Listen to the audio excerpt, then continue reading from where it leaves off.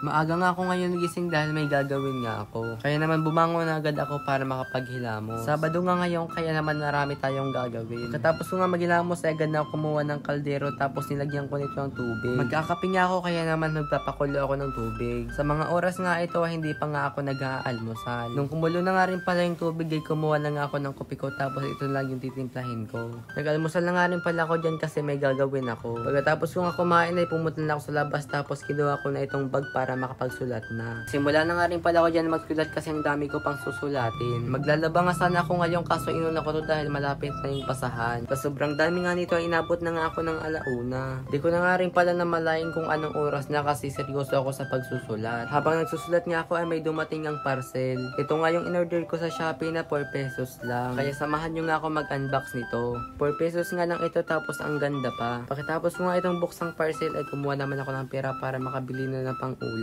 Itlog nga yung palaging binibili ko sa tindahan kasi madali lang itong lutuin. Naglagay na nga rin pala ako ng kawali tapos nilagay ko na itong mantika. Tapos nung uminit na nga itong mantika, inilagay ko na itong itlog. Tapos nung naluto na nga itong dalawang itlog, kumuha na ako ng kanin para makakain na.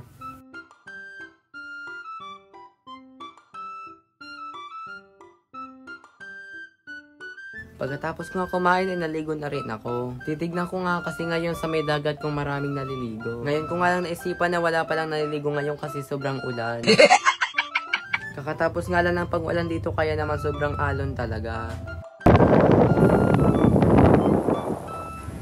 Tumambay nga ako dito saglit kasi sobrang hangin. Sa sobrang lakas nga pati yung buhok ko ay nililipad na. Habang tumatambay nga ako dito ay nakakita nga ako ng mga jowa. Fast forward nga rin pala yung tita ko pala nakapagluto ng ulam namin ngayong gabi.